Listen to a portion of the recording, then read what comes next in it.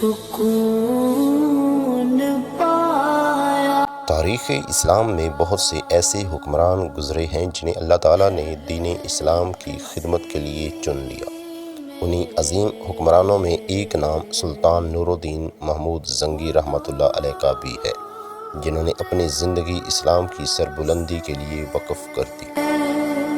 نکل گیا یہ وہ ایمان افروز واقعہ ہے جسے سن کر ہر عاشق رسول صلی اللہ علیہ وسلم کی آنکھیں نم ہو جاتی ہیں۔ کہا جاتا ہے کہ ایک رات سلطان نور الدین زنگی رحمۃ اللہ علیہ سو رہے تھے کہ خواب میں انہوں نے حضور نبی رحمت صلی اللہ علیہ وسلم کی زیارت کی۔ آپ صلی اللہ علیہ وسلم نے دو آدمیوں کی طرف اشارہ کرتے ہوئے فرمایا، اے نور الدین، مجھے ان دونوں سے بچاؤ۔ سلطان گھبرا کر فوراً بیدار ہو گئے۔ انہوں نے وضو کیا، نماز ادا کی اور سوچنے لگے کہ اس خواب کا کیا مطلب ہے۔ کچھ دیر بعد دوبارہ سوئے تو پھر وہی خواب آیا۔ حضور اکرم صلی اللہ علیہ وسلم نے انہی دو آدمیوں کی طرف اشارہ کرتے ہوئے فرمایا، اے نور الدین، مجھے ان سے بچاؤ۔ سلطان ایک مرتبہ پھر جاگ اٹھے، مگر ابھی بھی وہ پوری طرح خواب کی حقیقت کو نہ سمجھ سکے۔ جب تیسری مرتبہ یہی خواب آیا تو سلطان نور الدین زنگی رحمۃ اللہ علیہ بے حد پریشان ہو گئے۔ انہوں نے فوراً اپنے وزیر جمال الدین موصلی کو بلایا اور خواب سنایا۔ وزیر نے عرض کیا، سلطان، یہ کوئی معمولی خواب نہیں، آپ کو فوراً مدینہ منورہ روانہ ہونا چاہیے۔ سلطان نے وقت ضائع نہ کیا، وہ ایک چھوٹے قافلے کے ساتھ خاموشی سے مدینہ منورہ کی طرف روانہ ہو گئے۔ کئی دنوں کا سفر طے کرنے کے بعد جب مدینہ پہنچے تو کسی کو اپنی آمد کی اطلاع نہ دی۔ سلطان نے اعلان کروایا کہ مدینہ کے تمام لوگوں میں تحائف اور صدقات تقسیم کیے جائیں۔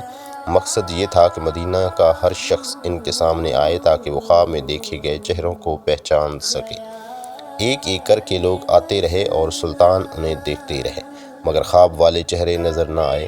جب تمام لوگ آ چکے تو سلطان نے پوچھا، کیا مدینہ میں کوئی شخص باقی تو نہیں رہ گیا؟ لوگوں نے عرض کیا، صرف 2 افراد رہ گئے ہیں، وہ بہت عبادت گزار معلوم ہوتے ہیں، مسجد نبوی میں عبادت کرتے رہتے ہیں اور کسی سے کچھ نہیں لیتے۔ یہ سن کر سلطان نے فوراً حکم دیا کہ انہیں حاضر کیا جائے۔ جب وہ دونوں افراد سلطان کے سامنے آئے تو سلطان انہیں دیکھتے ہی چونک اٹھے، کیونکہ یہی وہ دونوں چہرے تھے جو انہوں نے خواب میں دیکھے تھے۔ سلطان نے ان سے پوچھا، تم کون ہو؟ انہوں نے جواب دیا، ہم دور دراز سے آئے ہوئے زائر ہیں اور عبادت کے لیے مدینہ میں رہتے ہیں۔ سلطان کو ان کی باتوں پر اطمینان نہ ہوا۔ انہوں نے ان کے گھر کی تلاشی لینے کا حکم دیا۔ ابتدا میں تو کچھ خاص نہ ملا، لیکن جب مزید تحقیق کی گئی تو حیران کن انکشاف ہوا۔ ان کے گھر کے نیچے ایک خفیہ سرنگ موجود تھی جو سیدھی روضہ رسول صلی اللہ علیہ وسلم کی طرف جا رہی تھی۔ تحقیقات سے معلوم ہوا کہ یہ دونوں دراصل یہودی تھے اور دشمنان اسلام کی طرف سے بھیجے گئے تھے۔ ان کا منصوبہ تھا کہ سرنگ کے ذریعے روضہ اقدس تک پہنچ کر نعوذ باللہ جسد اطہر کو نکال لیں۔ یہ خوفناک سازش بے نقاب ہوتے ہی سلطان نور الدین زنگی رحمۃ اللہ علیہ کی آنکھوں سے آنسو جاری ہو گئے۔ انہوں نے اللہ تعالیٰ کا شکر ادا کیا کہ اس نے اپنے محبوب صلی اللہ علیہ وسلم کی حفاظت کے لیے انہیں ذریعہ بنایا۔ اس کے بعد سلطان نے حکم دیا کہ روضہ مبارک کے ارد گرد بنیادیں کھود کر ان میں پگھلا ہوا سیسہ بھر دیا جائے تاکہ آئندہ کوئی شخص ایسی ناپاک کوشش نہ کر سکے۔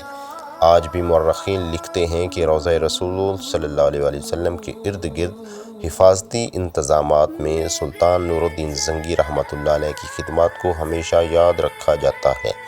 یہ واقعہ ہمیں یہ سبق دیتا ہے کہ اللہ تعالیٰ اپنے محبوب صلی اللہ علیہ وسلم کی حفاظت خود فرماتا ہے اور جسے چاہتا ہے اس عظیم خدمت کے لیے منتخب فرما لیتا ہے۔